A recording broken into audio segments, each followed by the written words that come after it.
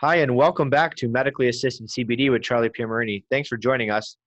Today, we have another very interesting guest today. Our friend Tony Frischknecht, been going over that, pronouncing that name a couple of times. He is the CEO and founder of Plant Problems, and also an author of From Black Market to the Man, detailing his journey of from cannabis, black market cannabis, to legitimate medical cannabis. So thank you for coming on the show today.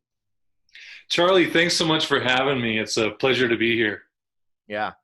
So I was on your podcast a couple weeks ago, and I really enjoyed, speaking with you about everything. And I just wanted you to come back on here and kind of give us your parallels on how you're so well versed in the medical cannabis industry and how that kind of is paralleling into the CBD industry and how you're seeing, what's going the same and what's going to be different, and how all of these companies in the CBD industry are going to either just soar or really sink. I mean, you've been in the industry for 15 years.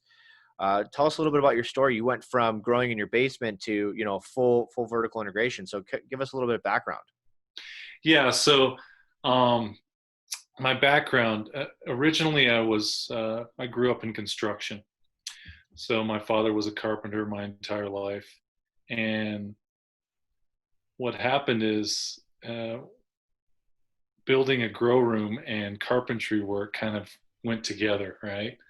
So in late 2005, I actually constructed my first grow room in a basement. Um, and I was actually on the illegal market at that point. Uh, Over the next year and a half, I had some pretty big successes, and the biggest thing that was bothering me was the illegitimacy of the side of the market I was in. So I decided, well, let's figure out how to become a part of the medical marijuana industry. I didn't know anybody that had done it yet, but I knew there was some opportunity there. So I followed that pathway uh, over the next 3 to 4 years. And then at the end of 2009, I decided, well, let's go ahead and step it up and go into the commercial growing side. And so in 2010, we were growing commercially. We started our first dispensary back in 2010. So that's kind of a general overlay of where I was in the cannabis industry. And then from 2010 to 2015, we built two dispensaries that have medical and recreational in it. We also built a couple large grows where we were managing about 20,000 square foot of indoor grow. Oh, wow. And we were doing all for the growers out there. We were doing soilless medium, and in that time, I also got in with a couple of guys. We built an extraction company around a vaporizer. So we were one of the first few companies in Colorado and probably in the U.S. that was had an marijuana joint, is what Oh, wow. we had created. So that's a little bit of my background. And then trying to go back into what you had just talked about is the parallels between cannabis and CBD. Well, it's funny. The only reason there is this big distinction is regulations.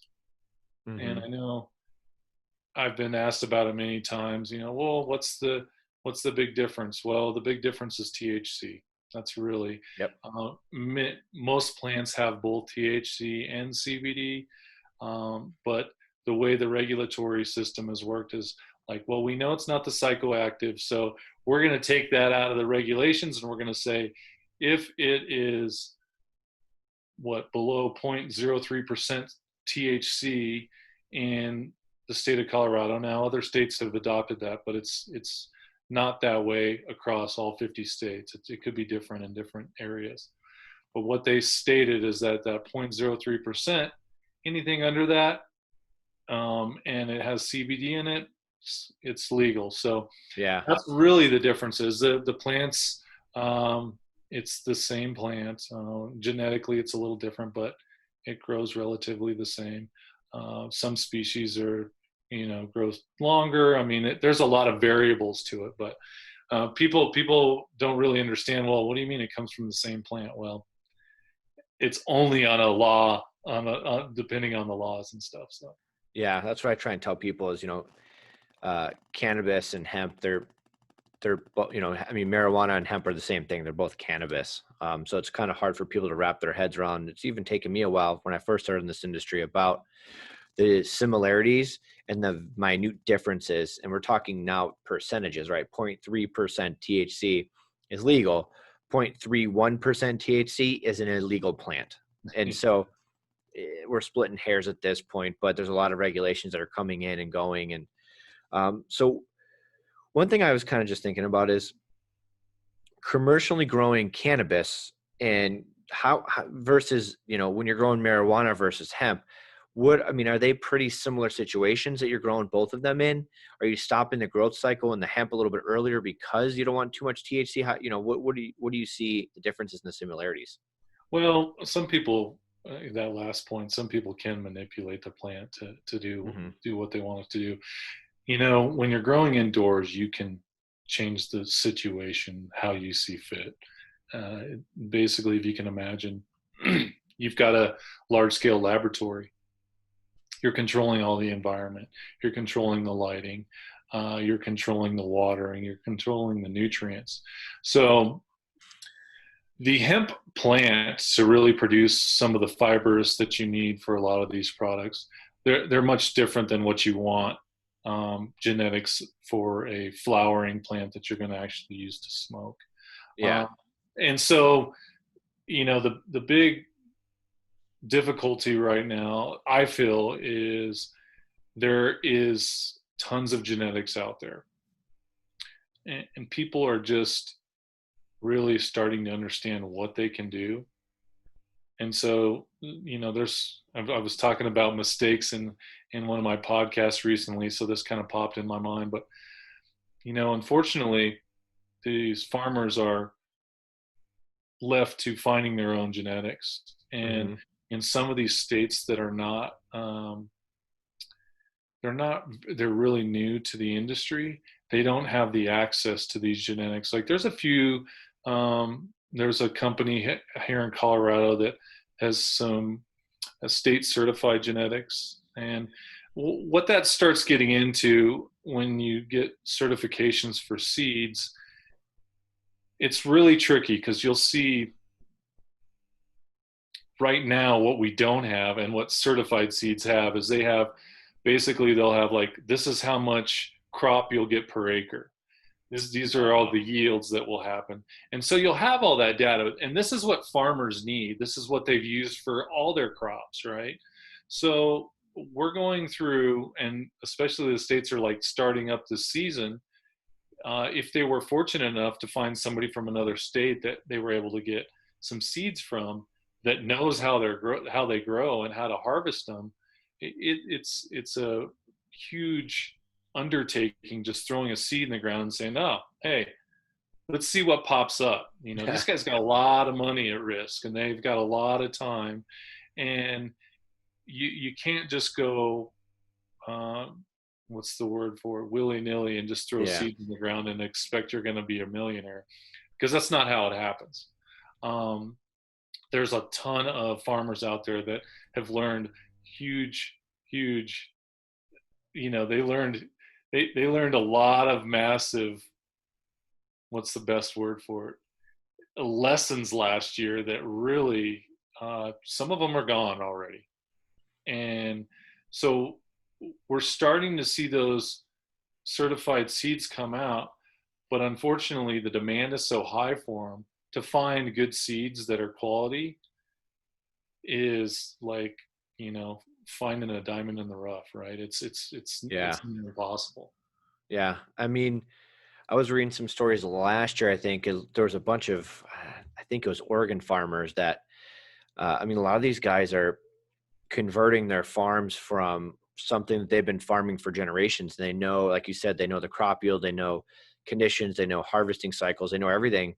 Now they're seeing this hemp gold rush, and so they're trying to get in on it. And they don't know how to water properly. That's moldy. They don't know this. The hemp plant's pretty hardy in itself. Just, I mean, basically from where it came from, but they don't know the specific conditions that this plant needs in order to to really become the type of plant you can actually harvest. So there's the learning curve, which I didn't realize is steep, very steep.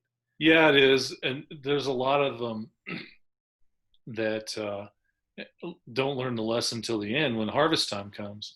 Yeah. I talked to guys, this was just even a couple years ago. They were like, these stalks are 13, 14 feet high. I don't have a machine that I can, and they're out there cutting these things down by hand. Wow. And you can imagine the amount of labor that it takes to do this, especially in the cloning process, or when you're seeding at the beginning. You've got to do all this stuff by hand because they're just starting to come out with these machines that are able to do this for us. And you can't ship seeds over from another country and expect them to grow the same. So we're seeing all these little pieces of the puzzle that the farmers are trying to put together on the fly. And it's really scary.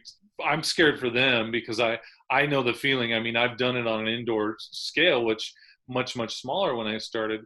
But when it's all that you have and you're risking all that you have, it's relative to your situation, right? So these guys that might be putting up 100 acres, and there might be guys that have 100 acres, they have all their money and all their farm equipment invested into it. So that it's riding on, if we don't make this season positive and cash flow successful, we're not doing it again next year. And so that's, I mean, that's obviously where a lot of the similarities with hemp and marijuana. I mean, they're both, everyone is still learning. I mean, it went from being grown in basements like you were to now they're doing, certified medical cannabis and CBD and hemp, and we're just all really learning about this. And so Well, this is going to be fortunately, we're learning about it. But for hemp CBD, they actually have a head start on figuring all this stuff out true. because they're federally recognized, right? Still, Yeah. THC is not. Yeah. I mean, it's still a Wild West though, right? I mean, it's federally illegal and legal, and depends on, what your packaging says. It depends on the mode of how you're delivering it. Is it an edible? Is it a topical? So people are mixing it with different things, and it's a crazy. It's a kind of an artisan spotlight out there right now, right? There's manufacturers that manufacture this specific product the same every day, every night. It goes through this process. Right now, people are developing and designing different applications for hemp and CBD and THC, and they're kind of just putting it together and Yeah. saying, all right, let's test this out. I mean, the pharmaceutical world doesn't operate that way, right? So we have so much more to learn. And for you guys that are hardcore cannabis people and don't like the pharmaceuticals, I get it. But I'm just telling you that as a manufacturing side of this whole industry, we have a lot of room for growth. Oh, I mean, that's why back in the 1930s, why cannabis actually fell out of favor, right? Because one of the things was not only because of the marijuana tax, but also because the Bayer invented the pill, right? And so you're now able to give a pill every time. I know how much it's going to be in there, and it's very easy to take. You're not making some tincture in your bathtub. So the cannabis industry is seeing that, I think, and they're really saying like, all right, how do we standardize this molecule in this plant, this delivery for this every time? And it goes counter against to what cannabis, the culture, stands for, right? And that's it's hard to replicate a plant with over 150 active molecules in it, and you're going to tell me every time it's going to be in a pill it's going to be the same way. It's going to be nearly impossible. So there's going to have to be some type of, like you said, seed genetics, where we know this flower planted these conditions, and 6 weeks from now we're going to harvest it, and the buds have percentage of cannabinoids within this range, and so that's what's gonna have to be, I feel. But Yeah, there'll be ranges, and coming up with those baselines, I think, is key. I just had a discussion with a good close friend of mine. We were talking about strain names, and they're just so they're yeah, just so out there, right? They make no sense to the consumer, especially the new one, and uh, they're still stuck back in the underground world market where correct, these names mean something, and correct. it's just there's a lot of growing up to do, is what I mean, on both the hemp and cannabis side of the industry. Yeah. So kind of leading down that path, what we were talking about was how when you had your storefront, you got really well versed into how coaching patients and consumers about different types of products give you different types of reactions. So that's a big thing, as you know, in the CBD industry, same thing as the marijuana. Uh, telling a patient, hey, eat this gummy, you're going to feel like this. You can't say that because everybody responds so differently. You can say most people feel this effect. So, kind of walk me through, what do you see and how do you feel, and what are how do you recommend patients and consumers about taking CBD or and cannabis? Like what's your go-to? Where do you start at? Well, one of the first things we used to, when we were talking to our customers, is say, you know what, this is going to depend, this is going to affect you, just like you said. Excuse me. Hmm. This was going to affect you differently than me. Yeah. So we took a slow approach, right? Yeah. Low and Um, slow. yeah, low and slow. We even did it before the regulations like were pushing on us to talk to our customers. It was like, look, guys, because being from the you know the black market side, people would make different edibles, and they were all kinds of different strengths. And so I was never really a big fan of them because I didn't know what I was taking. You take a aspirin, you know what you're getting with an Yep. aspirin. I just had a talk with a guy the other day, and we were talking about these edibles levels, and how you can tell, at least in Colorado, with the growth of the market and the way that things are regulated, what's 5 milligrams is 5 milligrams. Yeah. Those guys that are inconsistent and don't taste good are out of the market. Yep. It's starting to work its way through. But what we would talk to them is, we had a little system. It was like, look, you take 5 milligrams for the first hour. If you don't feel anything, take another. I'm sorry, man. You're all right.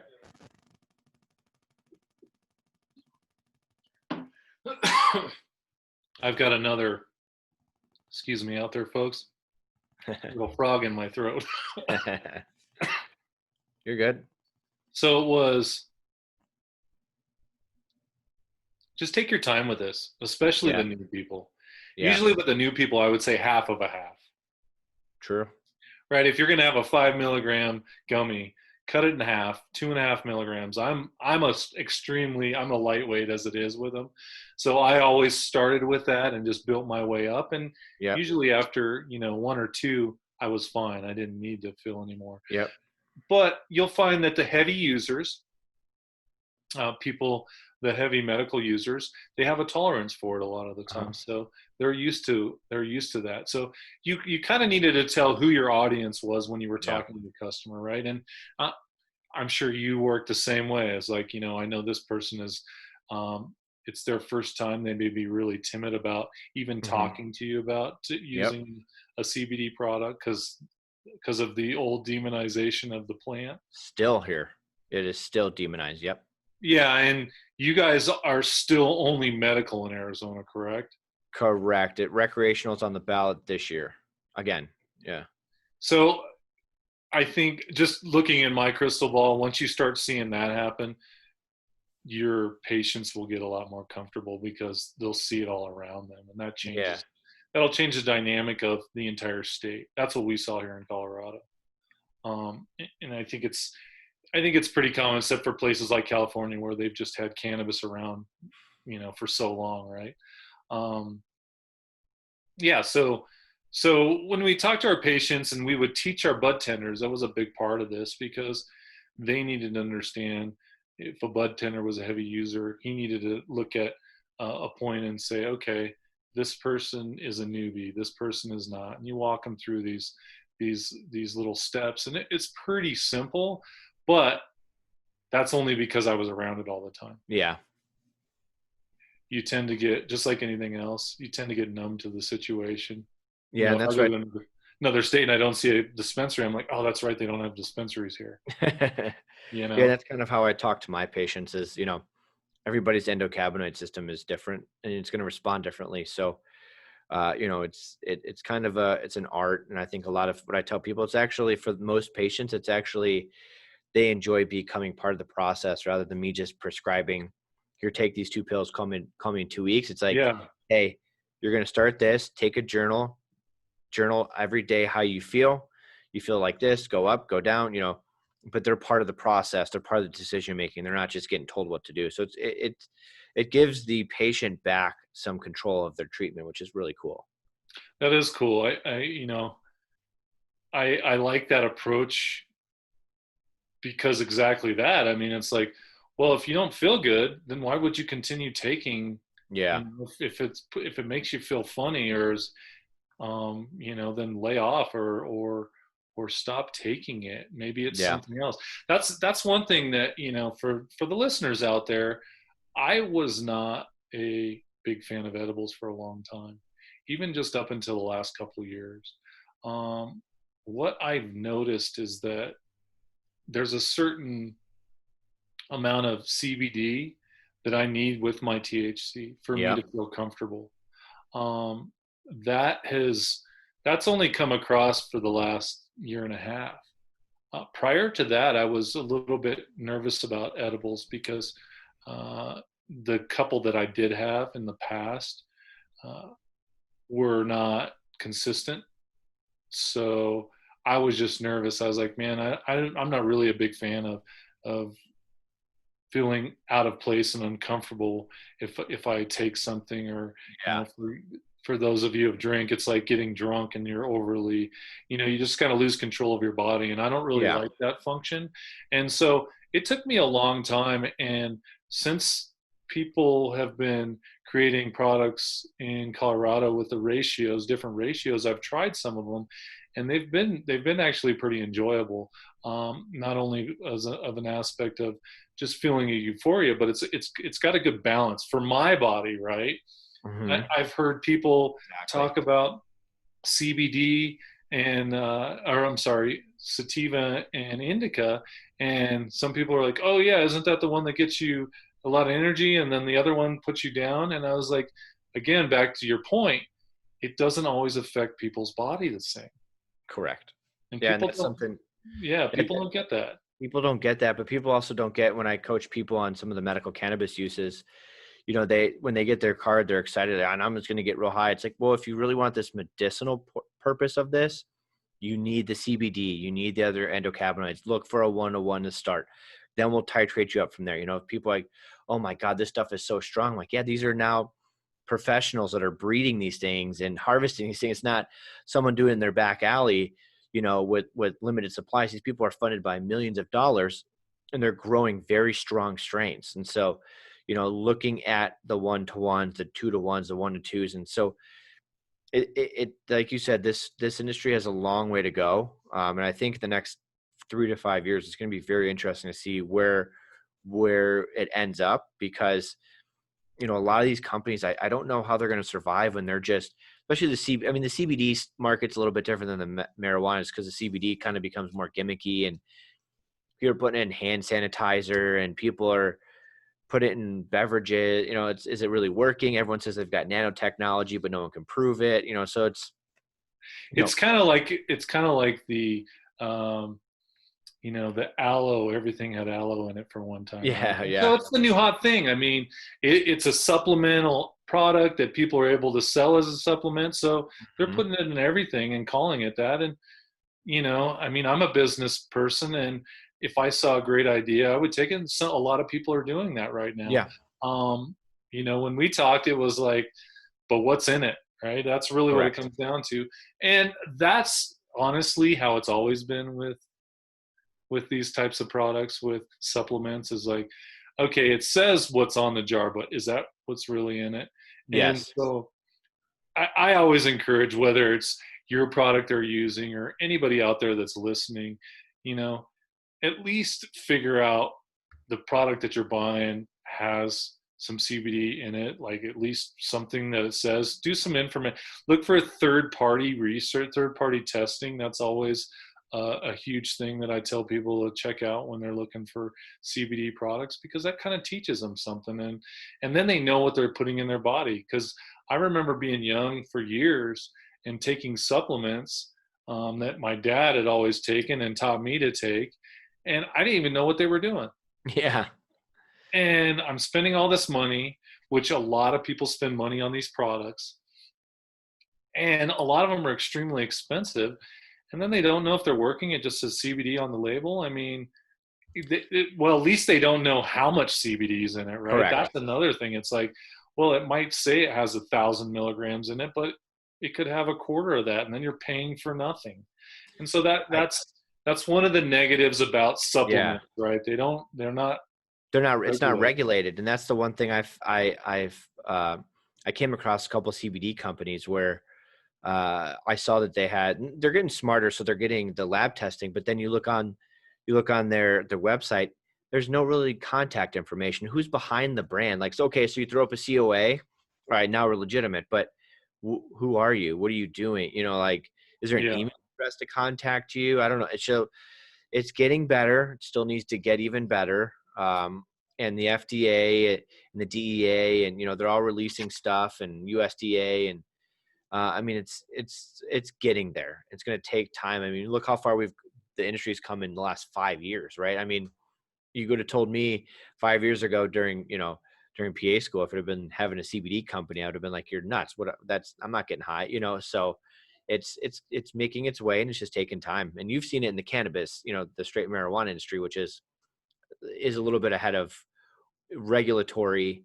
I think it's already gone through a lot of its bumps and its bruises, and the CBD companies are waiting for because they haven't really given us any regulations yet. So Yeah, it's going to change. It's going to change a lot. There's going to be a heck of a lot of people that go out of business. yeah, There's that's when you said see who you're getting it through. yeah, For the listeners out there, it, I'm spoiled because I knew a lot of these people that were yes, creating it, so yes, I knew what the products they were putting in. right, But for to what you said a minute ago, absolutely know who these people are. Did they just yeah, start this 2 months ago, or have they been doing this for at least a year? Are they, right. you know, is there anything in the news that's about? I mean, we live in the world of information right now. It's pretty easy to Google stuff, Oh and yeah, kind of do your own. And we've also got YouTube. I mean, I love YouTube. That's one of the great spot to go. Just search for people and see who's doing anything, especially in the CBD world. You can kind of oh search yeah, that and then kind of go from there. Do your due diligence is really what it right, comes down to. right. So we were talking a little bit before we started recording about your some of your prototype extractions, kind of get into the nerdy science stuff. Do you have kind of talk a little bit, hit a bit about that, what you're doing with that and where that's going? Yeah, so thanks for bringing that up. I've Yeah. got a lot of little projects I'm working on, Yeah. and this one is a fun one for me because um, I'm taking some of my knowledge and experience from extraction, and we're Hmm. we're actually creating a very small. Um, we hope to have it an in consumer version where people can actually take and extract their own oil Oh, and wow. make their own if they want to make their own edibles. You can extract any herbs, whether it be cannabis or mint or Eucalyptus, lemongrass, olive oil. That's some cool yes, stuff. all Yeah. that stuff. because we think that there's some interesting spots in the cooking side of this as Yeah. well. Because there are so many people that are growing their herbs in the summertime, Yeah. and at the end of summer, it's like, well, they're dead. Like, they're not going to make it through the wintertime, at least in Colorado. And so they could be extracting these oils from their herbs out of their garden and use it all year round. Yeah. So this is a fun little project. So yeah, we've got a little CO2, a mini extraction machine that we've got 3 prototypes that Wow. are in some labs of some friends of ours that have been doing some testing with it, and creating some different types of extraction with it. And it's been really fun, man. It's kind of something that I haven't been able to do Uh-huh. because I've kind of been in this rat race of cannabis for so long. Yep. Once you hit the ground running, whether you're in CBD or cannabis, you kind of feel like you're going to miss out unless you are just moving, Correct.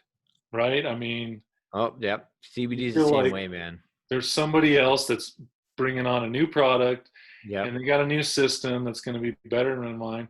And I try to talk to entrepreneurs about this as much as possible, is taking your time to understand not only what you're selling, but understanding your customer is such a huge part of this whole thing.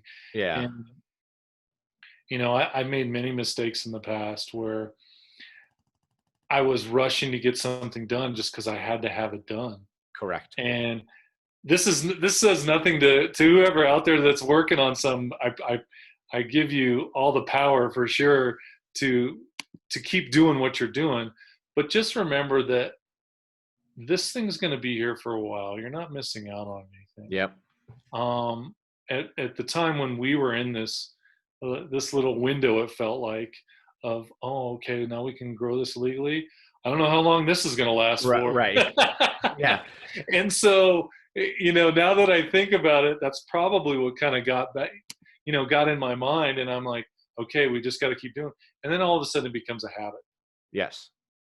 It's like, okay, what's the next thing we got to get out? We got to get this done. We got to make, because we don't know. And so all of a sudden, 7, 8 years later go by, and I'm like, wow, I just I didn't even come up for air hardly. No. Yeah. And we're in a extremely fast-paced world, even though we've had the changes happen in our world with video and conferencing all the time. People are still really busy. At least I feel that way. And the mental stress that people put on themselves for not getting stuff done as quickly as they should, it's not a good thing for them No. out there. It's the mental stress that we add to ourselves as entrepreneurs. It'll affect you for years to come. So for you guys out there, you guys aren't missing anything. If you guys are just starting now and you're enjoying what Charlie's talking about and stuff, it's going to be here. If you got a good idea, it's going to be good in the next year or the next 2 years. Yeah. It's not going to go away. I mean, because everyone's just seeing how much people are making in the CBD industry, and I think in the long play is going to be giving value rather than just value above a product. Education is what I've built my stuff, all of my products and my company on, and so not just selling a product, I'm giving back to people, and they can hopefully come to look to me and to my website and to my stuff to trust some of the information I'm putting out. And so um, people, like you said, people are going to come, people are going to go, people are going to come in, make a lot of money. And then as soon as everyone kind of starts to get smartened up about what's coming along, all these companies start to just go to the wayside. So it's, it's just next, like you said, 3 years from now, it's going to be super interesting, especially Arizona's voting again this year for adult rec. So what's that going to do for the marijuana industry, right? And the CBD industry. And, it's going to be interesting the next couple of years. And, I'm excited to see where this goes. So I was on your podcast. So talk a little bit about your podcast and what you hope to accomplish with it, and where you're taking it and who you're interviewing, and give us a little background about what your podcast is about. Yeah. So the name of the podcast is called Plant Problems, and I interview different CEOs of companies in the cannabis industry. Um, I talk to a lot of the people that are just starting their companies and they're going through some issues, and I try to expose as many of these problems at the time to either discuss or think about ways to fix them in your company, or as you're moving along the way to legalization in a lot of Yeah. states.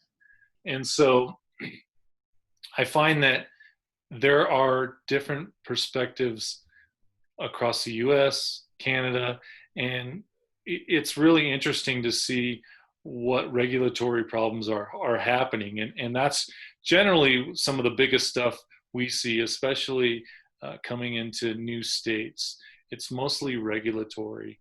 If you Yeah. can grow a plant, you're usually in pretty good shape. However, the regulations are really what take place. And so I try to take a lot of my experience and share that with the listeners. And also I try to open up their eyes to opportunities that are Hmm. available, because it's ever changing. Like you said, what happened, you know, last year is completely different from this year. Yeah. And Yeah. That's awesome. Yeah. I think you've got a really interesting niche in your podcast of, just the business side of marijuana, which a lot of people forget that this is a big business. There's people making and losing a lot of money, especially now it's publicly traded and Mad Men and, all these, yeah, all these places that are going under, getting bought, getting sold. So, I've been approached to dispensary stuff here in Arizona, and it's just, the amount of capital to start it. And, I don't know anything about it. And so it's, talking to people like you, it's just, there's a lot to learn when you're going, and these people are losing money because they're seeing it as like, oh, this is the great new thing. Like, let me throw $100,000 at this, but then they're getting into an industry that they know nothing about. They just want to make money, which is fine. But, you know, and then in, a year and a half, 2 years from now, when it's not making money and they don't know why, then they're starting to pull money. Industry starts to kind of, reconfigure. And so it's just an interesting space. yeah. I mean, my ultimate goal, Charlie, is to. I honestly want to make other millionaires in cannabis. Yeah. I mean, that's really what it comes down to. I know that, I have a passion for it. Yeah. I I would love to, open people's eyes to these opportunities that Yeah. are available. I'm a simple guy, man. We grew up very, we didn't have anything special. There were times in my life going through high school we couldn't even afford a phone. These are all things that I dealt with. uh, you know, until, I started making my own money. I didn't even have health insurance. Yeah. This was a part of my life. And so, you know, what we're, what I'm really trying to do is make the opportunity visible, whether they are interested in, just creating a product, or whether they're growing, or whether they're partnering with somebody. I mean, these are all different niches in cannabis that can be filled by people that know nothing about growing. Yeah. It's probably one of the biggest um, things that probably holds people back. They go, well, I don't know anything about growing. Guys, I had never grown a plant in my entire life until I started growing cannabis. I had never really grown a plant. And so if I can actually do that, Yeah. I can show you guys how to get some success there. That's Yeah. really, yeah, it's something that drives me. It's something that is possible for so many people, so many smart business people that think, okay, well, we can just start a grow. Well, I talk about so much about, well, what are you good at, man? If you're a marketing whiz, you can find other people to grow. You can partner with some other guys that have retail experience. I think there's a lot of people that jump into our industry, um, and they just think they're going to make money. Yeah. And it's so much further from the truth. It I is. mean, you're going to lose a It, lot of money most of the uh, time. I mean, most. yes.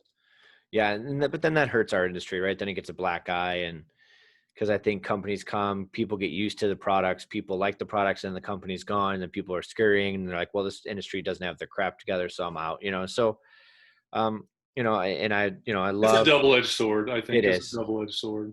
and I'd love, your podcast and plant problems. I think it's just great plant problems, right?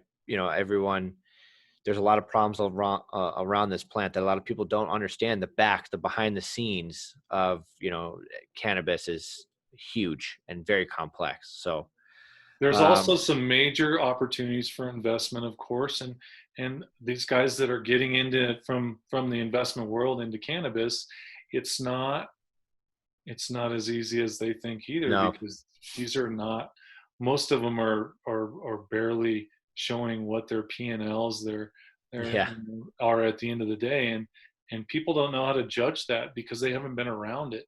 So I mean, we do have some IPOs that are out there, but they're just still so new. There's a lot of things you have to look out for when you're getting in the investment world in Canada. yeah. And if you want to learn more, go listen to your podcast, Plant Problems.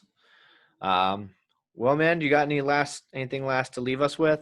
Yeah, so if there is anybody out there that has any questions for me, please reach out to me at tony@plantproblem.com. Okay. And then you can also go to my blog site. My blog site has all my episodes. It's at plantproblem.com. And Charlie, thanks so much for having me on, Yeah. and Thanks for I coming really on, man. appreciate it. We'll keep It's been doing some fun. work together. Maybe you can help me make millions.